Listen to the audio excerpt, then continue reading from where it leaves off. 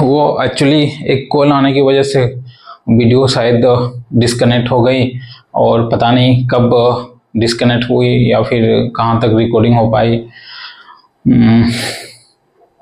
थोड़ा मन क्या टाइम नहीं है, ऊपर से ये सब होता है तो थोड़ा एनीवेज। चलिए सेक्शंस को देखते हैं। Sections 3, registrations of certain establishment. क्या कहता है? Every employ of any establishment, कोई भी एम्प्लॉयर मीन्स ओनर, एजेंट और manager. Owner, agent and manager, employer, every employer, okay, every employ of establishment. क्या कहता है? Every employer of any establishment which comes into existence after commencement of this code and which this code shall be applied।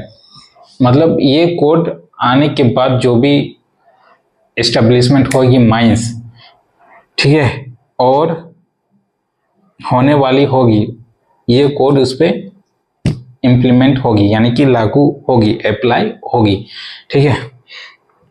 तो वैसे क्या क्या apply होगी या क्या क्या करना है, इसके बारे में लिखी गई है कि solve within 60 days from the date of such applicability of this code make an applications electronically to the registering officer appointed by the appropriate government hereinafter refer to as a registered office for the registration of such establishment. यानी कि ये code लागू हो जाने के बाद जो registration करवानी है वो विद इन 16 days के अंदर कहाँ करवा लेनी है? एप्रोप्रिएट सेंट्रल बोर्ड के द्वारा जो भी रजिस्टर्ड ऑफिस एस्टेब्लिश है वहाँ पे, ठीक है। ये स्पेलिंग अब देख लेना, शुरू से कह रहा हूँ, ये स्पेलिंग लिख देता हूँ। क्या है? APPRO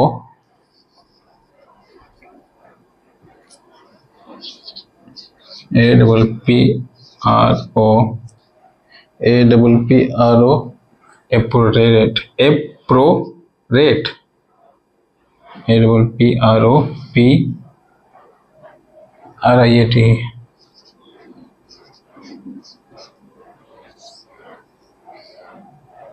एप्रोप्रिएट सेंट्रल नहीं है, डायरेक्ट है गवर्नमेंट, ठीक है।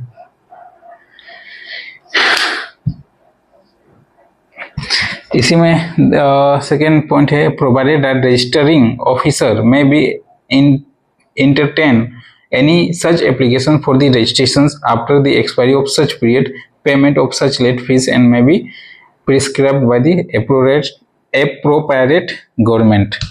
तो जो भी है इस रजिस्टर्ड ऑफिस के अंदर जो भी रजिस्ट्रेशंस या फिर रजिस्टर्ड ऑफिसर है वो क्या करेंगे कि आपकी जो एप्लीकेशंस है उसको एंटरटेन करेंगे मतलब कि उस पर वर्किंग करेंगे, काम करेंगे, ठीक है। और ये भी लिखा हुआ है कि ये भी लिखा हुआ है कि the expiry of such period on the payment of such late fees and as may be prescribed by the approvement. और अगर आपने देर किया तो लेट फीस, ये सब हो गए। देन आफ्टर सेकेंड पॉइंट कहता है every applications under sections 1 shall be submitted to the registering officer in such a manner in a such a form. तो जो भी एप्लीकेशंस आप रजिस्ट्रेशन करने के लिए माइंस की रजिस्ट्रेशन करने के लिए कर रहे हैं तो वो कहाँ करेंगे? रजिस्टरिंग ऑफिसर के पास करेंगे जो कि यहाँ बैठेंगे, ठीक है। और एक फॉर्म में निर्धारित जो फॉर्म दिया है उस पे अप्लाई करेंगे, ठीक है। In a form containing such particular including the information relating to the employment of inter state migrant worker. और उस फॉर्म में ये भी कंटेन होगा कि एम्प्लॉयमेंट इंफॉर्मेशंस उसमें ये भी देनी है कि informations relating to the employment of inter state migrant worker, उसकी इंफॉर्मेशंस भी लगानी है, ठीक है। And shall be accompanied by the fee and fee S H must be prescribed by appropriate government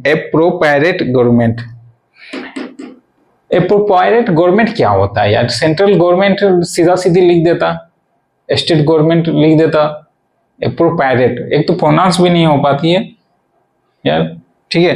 तो उसके साथ साथ फॉर्म के साथ साथ वो भी फीस आपको भरनी है, जो कि ये गवर्नमेंट तय करेगी। Okay, third point is after the receipt of an applications under subsections 1, the registering officer shall be registered the establishment of issues। हाँ, कह रहा ना कि आफ्टर यानी कि जब ये प्रोसीड्यूर हो जाएगी किसी भी एम्प्लॉयर के द्वारा, तो क्या करेंगे रजिस्टर्ड ऑफिसर एक रजिस्ट्रेशन करेंगे उनकी माइंस की या उनकी जो भी है एस्टेब्लिशमेंट करेगी, ठीक है। और issue A certificate of registration electronically, और इशू करेंगे सर्टिफिकेट की, यानी कि रजिस्ट्रेशन हो चुकी है उसकी एक सर्टिफिकेट इशू करेंगे इलेक्ट्रॉनिकली, यानी कि ऑनलाइन के माध्यम से इशूज करेंगे टू द एम्प्लॉयर। किनको इशू करेंगे? ओनर, एजेंट और मैनेजर, एम्प्लॉयर को। Therein a such a form, और वो फॉर्म किस फॉर्म में आपको मतलब रजिस्टर्ड करेंगे, वो फॉर्म जाएगी फॉर्म 3 में, certifications of registrations of establishment, ठीक है। Form therein a such a form 3 maintain नहीं है, बोल दे रहा हूँ। And within such time and subject to such conditions may be prescribed by the central government। यानी कि आपने तो अप्लाई कर दिया है, एम्प्लॉयर ने अप्लाई कर दिया रजिस्ट्रेशन, अप्लाई मीन्स नहीं, एप्लीकेशन डाला हुआ है रजिस्ट्रेशन के लिए, ठीक है। 60 दिन के अंदर डाला हुआ है, प्रिस्क्राइब्ड इनके पास, रजिस्टर्ड ऑफिस के पास, ठीक है। एप्लीकेशन आ गई, इसी में मेंटेन की गई है कि एप्लीकेशंस आने के दरमियान रजिस्टरिंग ऑफिसर जो हैं वो आपके डॉक्यूमेंट या जो भी है एंटरटेन करेंगे और एक रजिस्ट्रेशन सर्टिफिकेट देंगे निर्धारित फॉर्म के अकॉर्डिंग। अब निर्धारित फॉर्म क्या है? निर्धारित फॉर्म हमारा 3 है, ठीक है, और ऑनलाइन के माध्यम से इलेक्ट्रॉनिकली, ठीक है। Okay, provided that if the registration officer fail to register a establishment under the application, so they made entertainment application within the prescribed period, then such establishment shall be deemed to be has been registered and code up immediately to the expirations of such period, and electronic certificates shall be registered auto generated by the responsibility of such failure shall be in a registering officer। हाँ, क्या हो गया कि ये तो आपको entertainment करेगी, आपके लिए ये सर्टिफिकेट बना के इलेक्ट्रॉनिकली प्रोवाइड करेगी, ठीक है। इन द केस अगर ऐसा नहीं ये कर पाते हैं या इनकी कोई गलती या समथिंग भूल गए, तो क्या हो जाएगा ना कि आपको वो ऑटोमेटिकली रजिस्टरिंग सर्टिफिकेट प्राप्त हो जाएगी। और कैसे? ऑटो जनरेटेड मतलब आपको प्राप्त हो जाएगी। अगर प्राप्त भी नहीं होती है तो आप इसमें टाइम देना चाहिए कि इतना दिन के अंदर, मैं भी टाइम नहीं दिया हुआ है, ठीक है। ऑटोमेटिक प्राप्त हो जाएगी और प्राप्त होने के बाद से आपको ये माना जाएगा डीमेड, DEEMED, डीमेड मीन्स माना जाएगा या समझा जाएगा कि हाँ भाई आपने रजिस्ट्रेशन करा ली है, ठीक है। इसके बाद 4th पॉइंट है, any changes in a ownership और management in a particulars refer to in subsections 2 which occurs after the registration of an establishment under the code shall be intimate the employer electronically to the registering officer within the 30 days of such changes in a such forms may be prescribed by the central government that the registering shall be make evidence certifications registrations electronically in such a manner prescribed by central government। हाँ, क्या है कि registration ये सब सारा चीज हो गया। अब आते हैं कि इन द केस आपके माइंड्स में समथिंग कुछ चेंजेस होती है। क्या चेंजेस होती है? ओनर चेंज होते हैं या फिर मैनेजर चेंज होते हैं, ओनर या चेंज होते हैं या फिर मैनेजर चेंज होते हैं, तो आपको क्या करना है? रजिस्टर्ड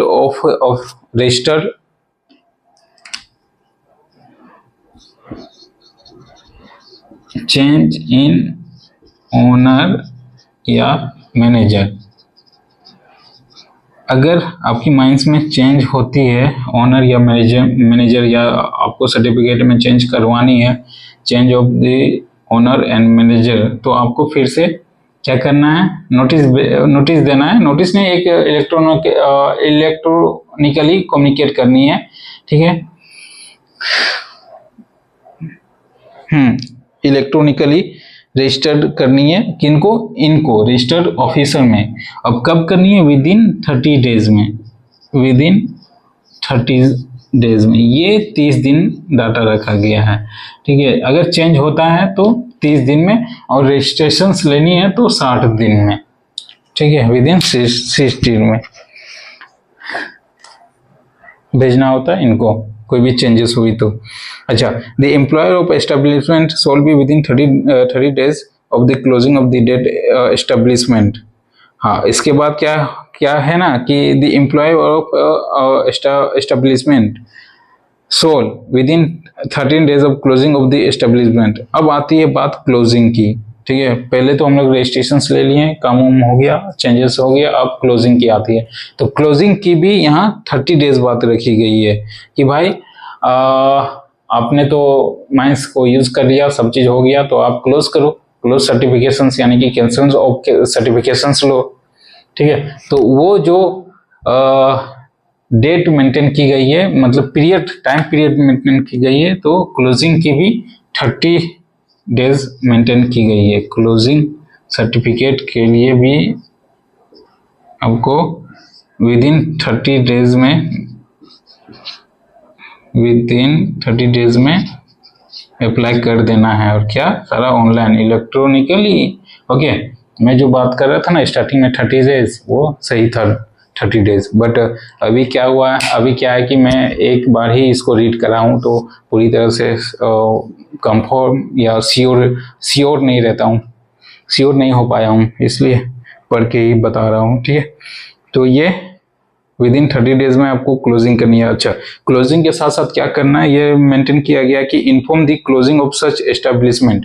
30 दिन के अंदर आपको इन्फॉर्म कर देना कि हाँ, अब हमारी जो माइंस है वो क्लोज हो चुकी है।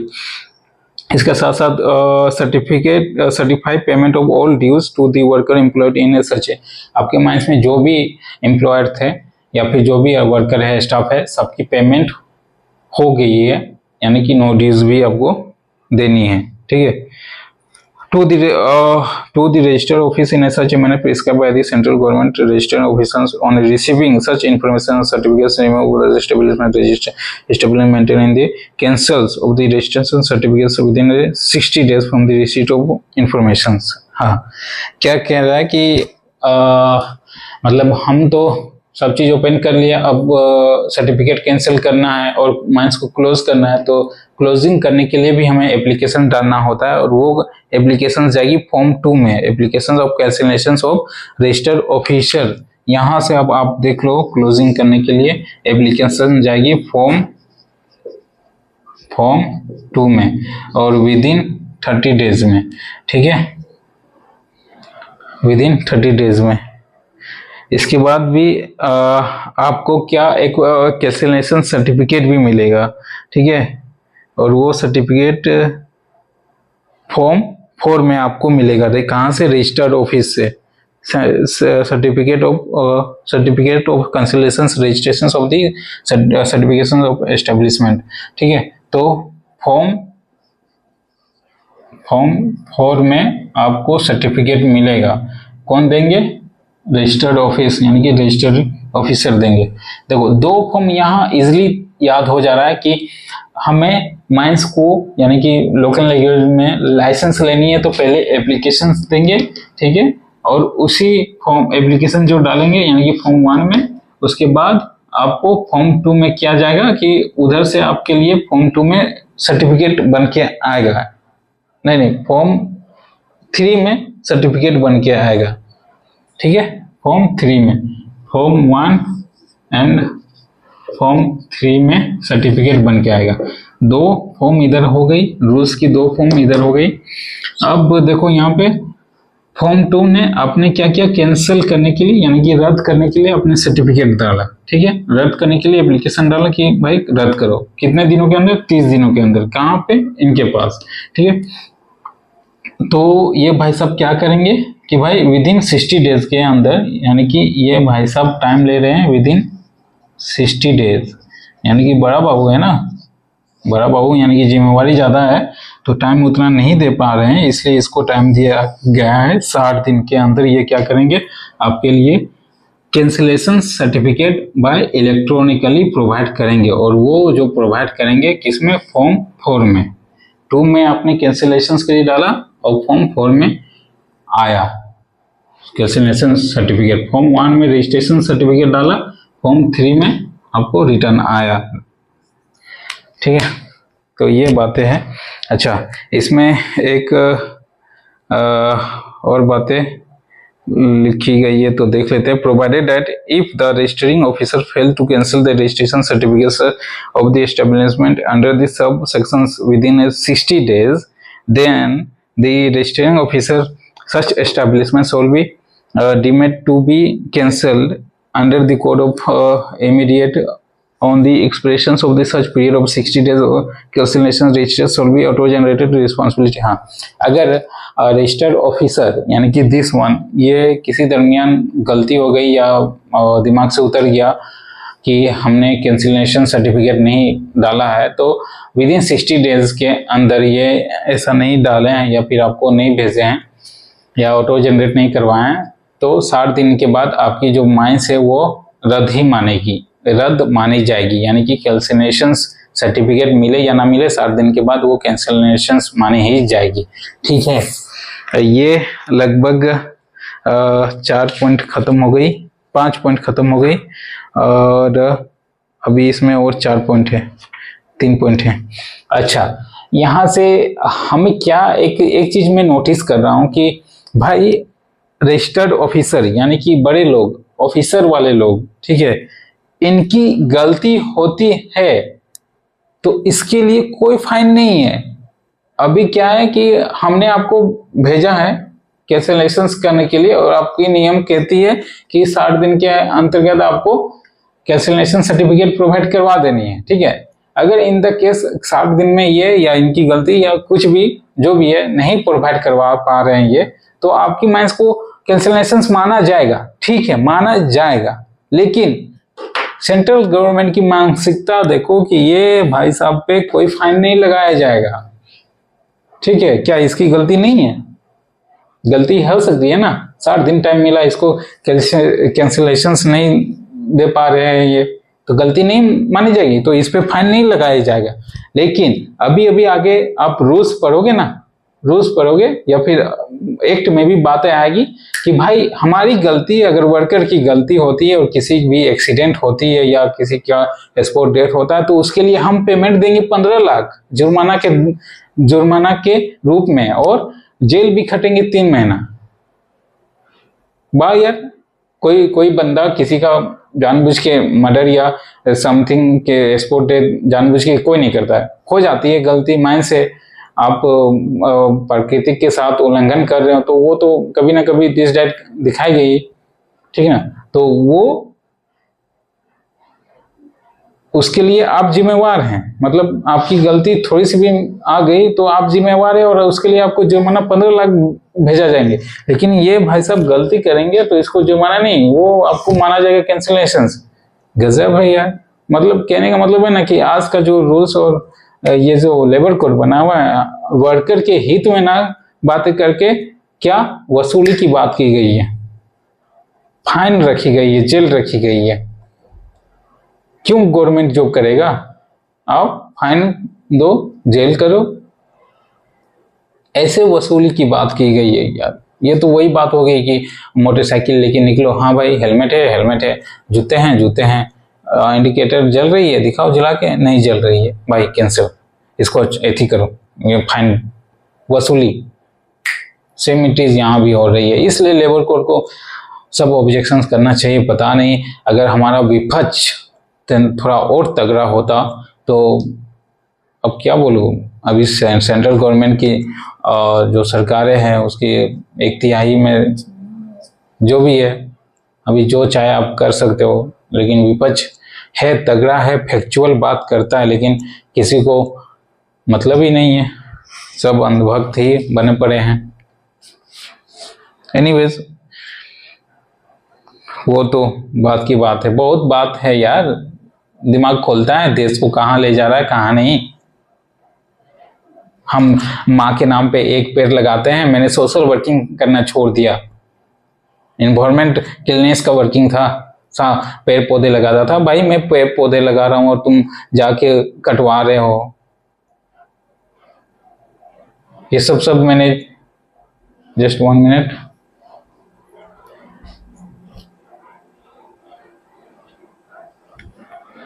एनीवेज हमें जॉब चाहिए ना, जॉब पे पढ़ाई पे कंसंट्रेशन करते हैं, ठीक है।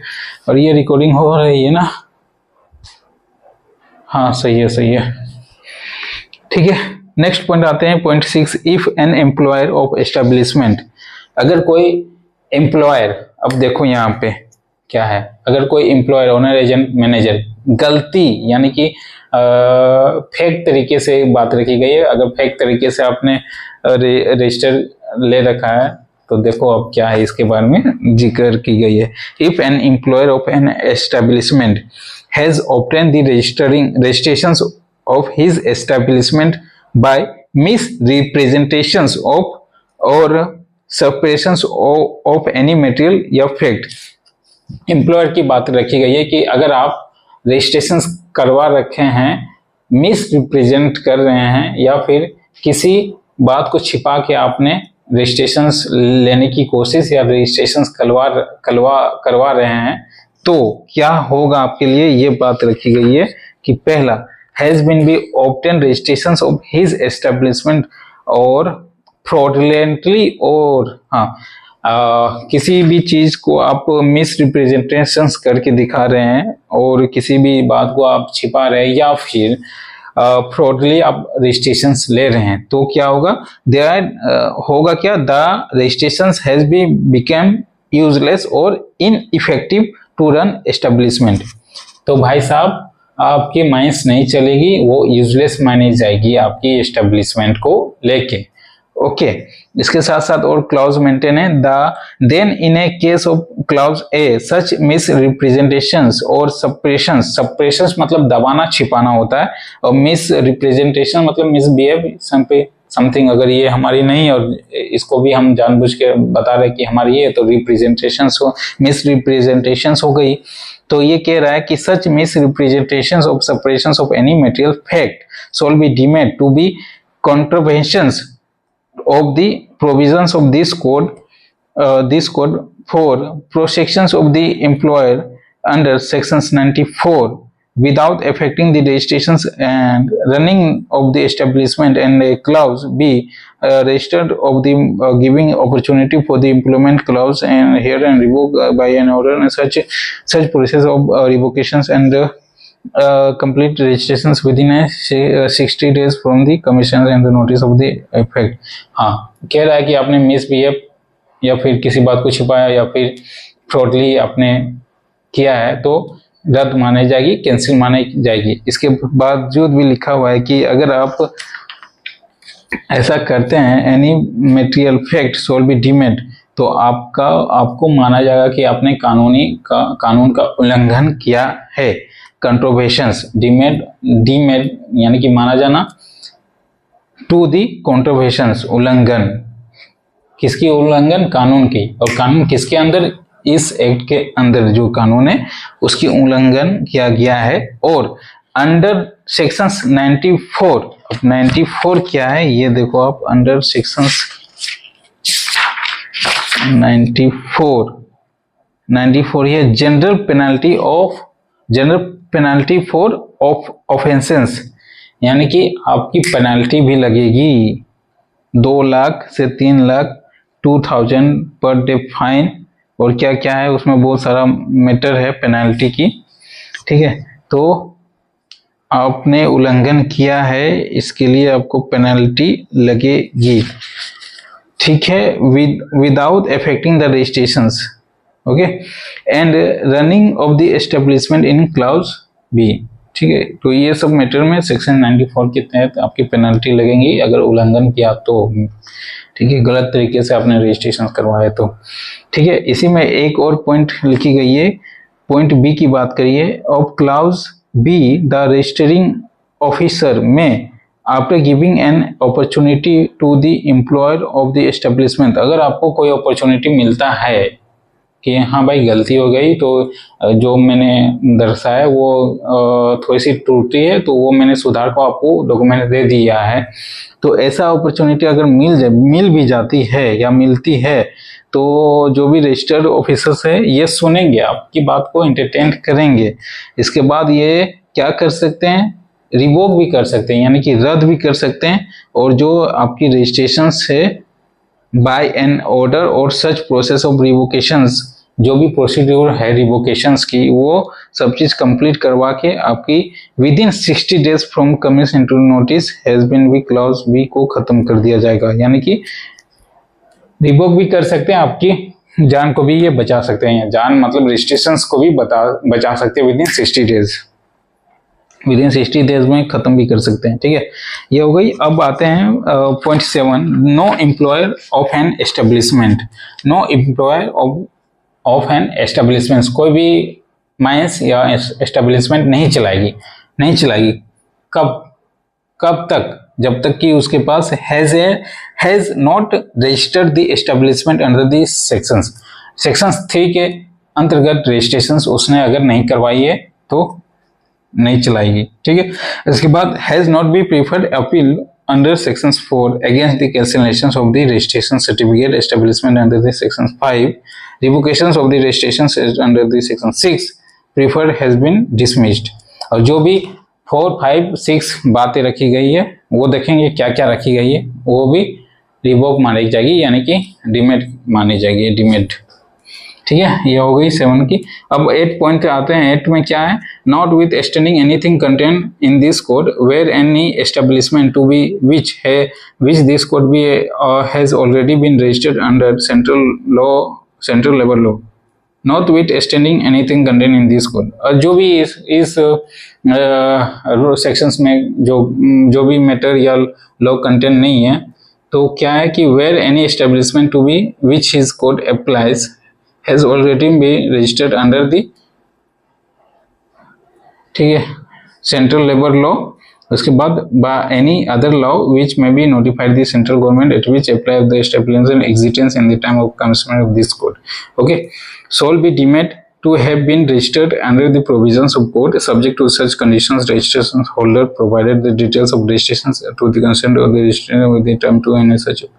शायद ये ना पॉइंट वाली एक बात थोड़ी अब मैं कंफ्यूज कर रही है, बट मेरे इसके कहने का मतलब हो ये निकल रहा है कि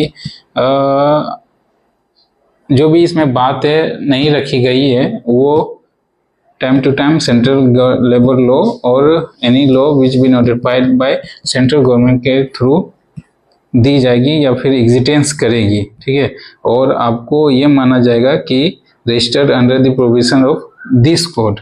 okay, and subject to the condition registration holder will be provided details of registrations इसी कोड यानी कि code 3 section 3 consult with registrants officer time to time subject में भी इसका मतलब आई थिंक ये कहना ये चाह रहा है ना पॉइंट 8 की जो भी बातें अभी तक उभर के नहीं आई है तो वैसे लॉ या फिर वैसे कानून या फिर जो भी नियम होंगे वो इस कोड के अधीन माना ही जाएगा और इसे आपको टाइम टू टाइम अपडेट करेंगे भाई साहब जो भी है। ठीक है, ये थोड़ा आप लोग देख लेना, अपने से समझ लेना। अच्छा फिर हाँ सॉल्व डिमेंट रजिस्टर हो गई, हाँ ये कंप्लीट हो गई आपकी सेक्शन 3।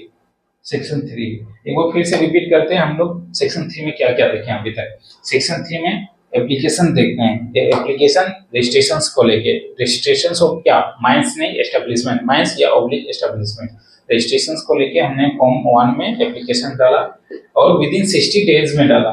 क्वेश्चन बन सकता है कब और कितना दिन में, ठीक है, विद इन 60 डेज में और किस फॉर्म में, फॉर्म 1 में। ठीक है, किनके पास डाला, रजिस्टर्ड ऑफिस में। और ये जो रजिस्टर्ड ऑफिस है इसको अपॉइंट कौन करता है, इसको देखरेख कौन करता है या कौन इसको कानूनी अधिकार दिया ऑफिसर, तो ये एप्रोप्रिएट गवर्नमेंट के द्वारा। ठीक है, अब एप्लीकेशन तो डाल दी, तो अब क्या है कि विद इन 60 डेज में ये भाई साहब आपको क्या देंगे, होम 3 में सर्टिफिकेट देंगे, सर्टिफिकेट ऑफ एस्टेब्लिशमेंट। अब क्या है कि अब हमें कैंसिल करनी है, तो कैंसिल करने के लिए 30 दिन के भीतर यानी कि 30 दिन के अंदर फॉर्म 2 में फिर से एप्लीकेशन डालना होता है किनको, रजिस्टर्ड ऑफिस को। अब ये भाई साहब क्या करेंगे, ये भी 60 दिन के अंदर आपके लिए कैंसिलेशन सर्टिफिकेट रिटर्न करेंगे, किसमें, फॉर्म 4 में। ठीक है, हो गई, हो गई भाई, हाँ हो गई। इतने हमने देखा है। इसमें क्वेश्चन बहुत बहुत तरीके से बन सकते हैं, मेरे पास समय भी है, समय नहीं है इसलिए नहीं अभी मैं कर पा रहा हूँ। हाँ, डिजिटल बोर्ड रहता तो टाइपिंग रहता, समय कम लगता, तुरंत धाए धाए धाए मारते क्वेश्चंस, बट अभी है नहीं, इसलिए जैसे चल रहा है चलने दो। हाँ, जब आ जाएगी डिजिटल बोर्ड तो जिस तरह बाकी लोग यूट्यूबर्स करवाते हैं ना, उससे बेस्ट और 100% में ज़्यादा एफर्ट दूंगा और पूरी तरह से आपके पास बातें रखूंगा समझाने के लिए। तो अभी इसी तरह हाँ, आप ये समझो कि कोई भी आज के टाइम पे कहीं से भी उठा के क्वेश्चन वोश्चन दिस दैट बना के वीडियो बना रहे, तो उस पर मत, मेरे ख्याल से आप तभी आओ उस पर जब उसकी बैकग्राउंड देख लो कि माइनिंग से है या नहीं। ठीक है, अदरवाइज खान सर भी माइनिंग को लेके पढ़ाने लगेंगे किसी दिन, तो हम बिलीव नहीं ना कर सकते हैं भाई। माइनिंग प्रैक्टिकल एक्सपीरियंस के साथ साथ थ्योरी के भी चलती है। अब सर खान सर थ्योरी तो पढ़ा लेंगे अच्छा से, प्रैक्टिकल एक्सपीरियंस कहाँ से आएंगे, और वो कब आएंगे जब कोई उस माइनिंग बैकग्राउंड से वर्किंग किए होंगे। तो समझो आप जो भी है। अच्छा, अब क्या है, सेक्शन 4 को भी यहीं कंप्लीट खत्म कर देते हैं। 2 सेक्शन है, छोटा छोटा, सेक्शन 4 और 5 है। तो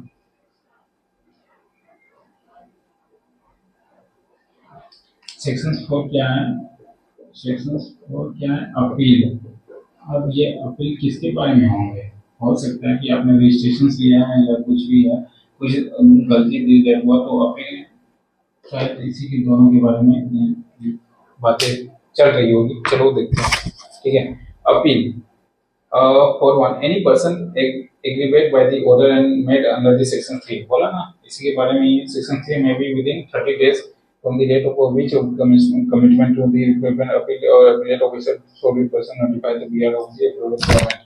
इसमें अपील की बात की गई। अब क्या अपील की बात की गई पूरी दर्शाया नहीं गया, लेकिन मेरे ख्याल से क्या माना गया कि अगर कोई भी समथिंग रजिस्ट्रेशन लेने में या फिर कैंसिलेशन करने में कुछ भी दिक्कत हो रही है, डॉक्यूमेंट या समथिंग कुछ भी हो रही है या आपके साथ गलत हो रहा है, तो आप अपील कर सकते हैं।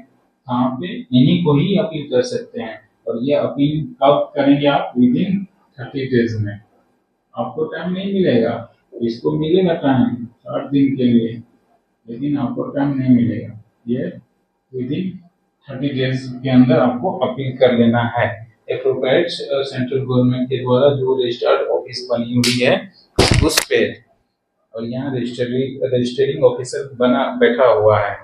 Provided the appellate officer may be entertained the appeal of the expiry of the said of period of 30 days, he is satisfied that appellant was prevented by sufficient cause of filling the appeal in a time। हाँ, ये क्या कह रहा है ना कि जो registered officer बैठे हुए हैं वो आपकी अपील को विद इन 30 डेज के अंदर ही सुनेंगे, एंटरटेन करेंगे। ठीक है, हाँ सुनेंगे। expiry से पहले, expiry of the said period of the 30 days, if he is satisfied that the appellant was prevented by sufficient cause from the filing the appeal in a time। और वो सेटिस्फाई होने चाहिए, जो भी आप अपील किए हैं वो प्रिवेंट एक्चुअली में सफिशिएंट है, तो आपको टाइम दे सकता है from filling the appeal time, ना टाइम देने वाली बात नहीं है। ठीक है, अच्छा इसमें नेक्स्ट पॉइंट क्या है, on receipt of appeal under sub section 1 सब, इसके अंदर जो हमने अपील किया है उस सेक्शंस के 1 के तहत the appellate officer shall be after giving appellant opportunity being the here dispose and appeal within a period of 30 days from the date of receipt of such appeal। हाँ, आपको क्या करेंगे, ये आपको पूरी तरह से कोऑपरेट करेंगे विद इन 30 डेज। ठीक है, रिसीप्ट मिलने के बाद विद इन 30 डेज। अब अच्छा, ये 30 डेज क्या है कि आपने आपको भी टाइम मिला गया है 30 डेज, और इनको भी टाइम शायद मिला गया है। जो भी अपील है, अपील मिलने के 30 डेज के अंदर ही आपकी सुनवाई या समथिंग करेंगे, एंटरटेन करेंगे। अच्छा, और हो गई। अब 5 में आते हैं, notice of employer of commitment and succession of operations. जगह नहीं है, आप समझ लो सेक्शन 5। ये सेक्शन 5 हमने कहाँ पढ़ा था? रूल्स में पढ़ा था ना, सेंट्रल रूल सेक्शन 5 फॉर्म 1 2 3 4 5, उसी के बारे में। ये फॉर्म किस में जाएगी? फॉर्म 7 में जाएगी, सेक्शन 5 फॉर्म 7 में जाएगी। No employer of an establishment been factory of a mine relating to the contract labor holding and other conditions of the establishment to commence the operations in an industry stage business manufacturing occupation there without sending a notice for the such in such form manner in the such authority within the such a time period prescribed by the shall be intimate association thereof the schedule of authority manner of the predetermined। तो क्या कह रहा है ना कि आपको form 6 और form 7 दोनों, क्योंकि माइंस से लेके जो भी अदर इंडस्ट्रीज है उसके बारे में भी बात की गई है। तो फॉर्म 6 और 7 देख लेते हैं क्या है। फॉर्म 6 है notice of commitment of succession of operation reopening और कर्षण।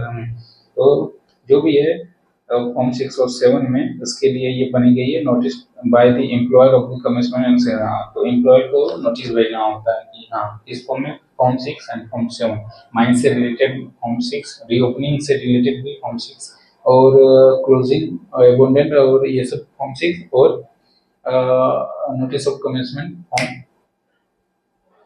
फॉर्म 6 में है कि reopening, successions, notice of commitment भी है, और डिसकंटिन्यूएंस भी है, एबोंडेंट भी है, और क्लोजिंग भी है फॉर्म 7 में। और फॉर्म 6 में only notice of commitment and cessations of operations. जो इसमें आप लोग देखें उसमें आप जाके देख सकते हो। तो ये ऑलमोस्ट खत्म हुआ। तो नोटिस भेजने की बात ये फॉर्म 5 में की गई है। कौन भेजेंगे? एम्प्लॉयर भेजेंगे, सर्टेन पीरियड और सर्टेन टाइम में, जो कि सेंट्रल गवर्नमेंट निर्धारित करेंगे, और वो टाइम यहाँ मेंटेन नहीं की गई है। सेकंड पॉइंट क्या है? Notice of intimation of the service of given है इलेक्ट्रॉनिकली। अब जो भी है सारा ऑनलाइन माध्यम से होंगे। तो ऑलमोस्ट ये सारे हमने रजिस्ट्रेशन को लेकर बातें लिखी गई है, तो हमने देख लिया है। अब नेक्स्ट चैप्टर है duties of employer and employees etc, यानी कि सेक्शन 6 से देखेंगे। ओके, क्वेश्चंस बहुत तगड़ा इसमें बन सकता है। क्वेश्चंस एक दो क्वेश्चंस मैं बता देता हूँ। जैसे नोटिस ऑफ कमिटमेंट किस फॉर्म में दी जाएगी? नोटिस ऑफ कमिटमेंट किस फॉर्म में दी जाएगी? नोटिस बोल दिया ना, नोटिस या ऑब्लिक एप्लीकेशंस ऑफ कमिटमेंट किस फॉर्म में दी जाएगी? एप्लीकेशंस या oblique notice of the commitment किस फॉर्म में दी जाएगी? तो फॉर्म 1 में। ठीक है, आपको कैंसिलेशंस ऑफ सर्टिफिकेशन जो रजिस्टर्ड ऑफिसर है किस फॉर्म में रिटर्न करेंगे? कैंसिलेशंस के फॉर्म जो भी है किस फॉर्म में रिटर्न करेंगे? फॉर्म 4। दो क्वेश्चंस और क्वेश्चंस बनाओ, और क्वेश्चंस अब थोड़ा तगड़ा क्वेश्चंस, हाँ ये बन सकती है तगड़ा क्वेश्चंस कि रजिस्टर्ड ऑफिस या फिर रजिस्टरिंग ऑफिसर की अपॉइंटमेंट कौन करता है? कौन करता है? स्टार्टिंग में बोला था एप्रोप्रिएट गवर्नमेंट। ठीक है,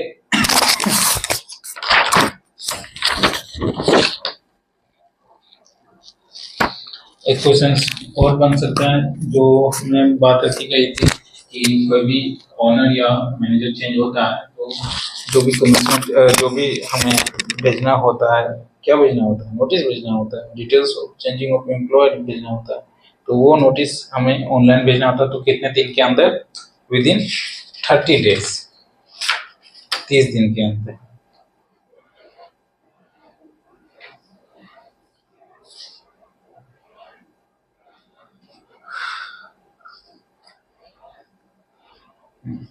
अब 4 में एक दो क्वेश्चन देख लेते हैं। सेक्शन 4 में अपील अपील करने के लिए यहाँ 30 दिन, ये हमेशा याद रखिए। आप कोई भी समथिंग एस्टेब्लिशमेंट को लेके, यानी कि रेगुलेशन 3 को लेके, सेक्शन 3 को लेके कोई भी आपकी बात आ रही है या समथिंग कुछ अपील करना चाहते हैं, तो आप 30 दिन के भीतर अपील कर सकते हैं। तो क्वेश्चन क्या बनेगा कि सेक्शन 3 के अकॉर्डिंग रजिस्टर्ड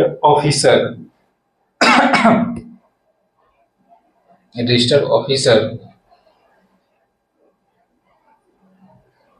अपील करने की समय क्या निर्धारित की गई है, या अपील कितने दिनों के अंदर कर सकते हैं, तो 30 दिन के अंदर कर सकते हैं। ठीक है,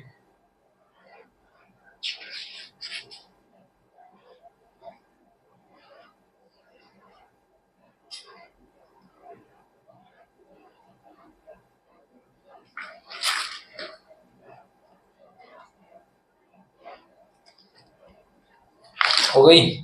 अब वो जो सेक्शन 5 में एक क्वेश्चन बन सकती है, सेक्शन 5, तो इसमें क्या बन सकती है कि कोई भी माइंस को चालू या बंद करने के लिए जो भी फॉर्म में अपील की जाएगी, वो फॉर्म जाएगी 6 और 7, और किस सेक्शन के तहत जाएगी, सेक्शन 5 के तहत जाएगी। हो गया भाई, खत्म करें। तो आज की क्लास यहीं समाप्त करते हैं। डिजिटल बोर्ड आने दो, और भी एंटरटेन बना दूंगा, इजी बना दूंगा। Thank you.